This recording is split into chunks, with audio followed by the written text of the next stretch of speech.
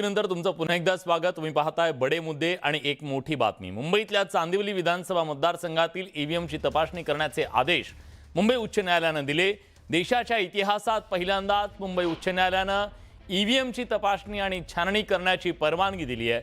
न्यायमूर्ती सोमशेखर सुंदरेसन यांनी हा आदेश दिलाय। या प्रकरणातील याचिकाकर्ते काँग्रेस कार्यक समितीचे सदस्य आणि माजी मंत्री नसीम खान आहेत। 2024च्या विधानसभा निवडणुकीत शिवसेनेचे उमेदवार दिलीप लांडे यांनी चांदिवली मतदारसंघातून नसीम खान यांचा पराभव केला। खान यांनी या निकालाविरोधात मुंबई उच्च न्यायालयात याचिका दाखल केली। दरम्यान ईव्हीएमची तपासणी आणि छाननी करण्याचा आदेश ऐतिहासिक असून 16 आणि 17 एप्रिलला मुंबईत तपासणी होणार असल्याची माहिती नसीम खान यांनी दिली।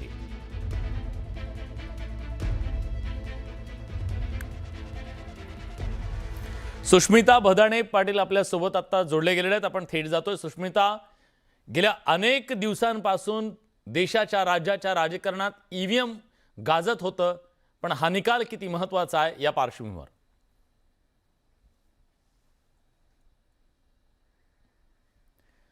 आपल्या सोबत थेट काँग्रेसचे नेते नसीम खान जोडले गेलेले आहेत। नसीमजी, तुमची काय मागणी होती? न्यायालयाने काय म्हटलं? किती महत्त्वाचा हा निकाल?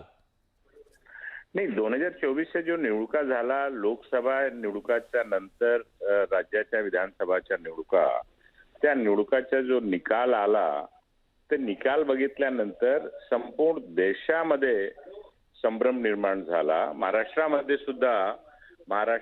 सुद्धा आम्हाला सर्वांना आश्चर्यचकित आम्ही राहिलो की 3 महिन्यामध्ये अशा प्रकारचा निकाल कसा येऊ शकतो। तर अनेक चर्चा, अनेक तपासणी नंतर अशा आढळून आला, शंका निर्माण झाली की कुछ तो दाल में काला आहे, काहीतरी आहे या मशिनीमध्ये, काहीतरी गडबडी आहे।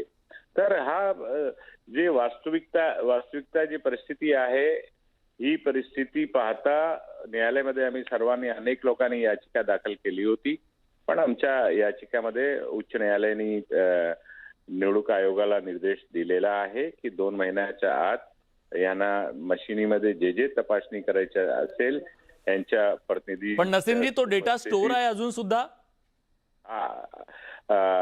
कारण आम्ही याचिका दाखल केली होती त्याच वेळीच कोर्टाने आदेश तशा प्रकारचे इंटिरियम दिलं होतं मौखिक, की जोपर्यंत कोर्टाचा निकाल येत नाही तोपर्यंत डेटा वगैरे तसे जसे आहे तसे ठेवावं। बरं, पण नसीमजी, काय चेक केलं जाणार आहे आणि तुमची काय अपेक्षा आहे? काय चेक करायला हवं? त्यातलं काही तांत्रिक बाजू चेक करणार आहात? तुम्ही मतांची जुळवणी करणार आहात? काय करणार आहात? नाही, ते आता मशिनीमध्ये 3 भाग आहे। ईव्हीएम मशीन आहे, व्हीव्हीपॅट आहे, मायक्रो युनिट्स आहे त्याचे, असे प्रकारचे अनेक ह्याच्यामध्ये आहे। आणि आता ते त्या दिवशी आमचे टेक्निशियन आणि आम्ही सर्व निर्णय करणार की काय काय ह्याच्यामध्ये चेक केला पाहिजे। जी शंका आहे देशामध्ये, शेवटी लोकशाही जीवित राहिली पाहिजे। लोकशाहीमध्ये जर अशा प्रकारची शंका निवडणुकामध्ये निर्माण होत असेल तर ती शंकाच्या निवारण करण्याची जबाबदारी देशाच्या निवडणूक आयोगाची आहे। परंतु दुर्दैवाने आजचा जो निवडणूक आयोग आहे, हा निवडणूक आयोग निष्पक्ष नसल्यामुळे आणि एक विशेष पक्षाचा कार्यकर्ता म्हणून काम। ठीक आहे, म्हणजे तुमचा संशय आणि संभ्रम आहे, त्याचं निरसन करण्यासाठी म्हणून तुम्हाला हे आवश्यक होतं असं वाटलं। आशा करूया की तुमच्या या शंकांचं निरसन या सगळ्या चौकशीच्या नंतर होईल। निश्चितपणे केवळ महाराष्ट्राचं नाही, देशाचं लक्ष याकडे असेल।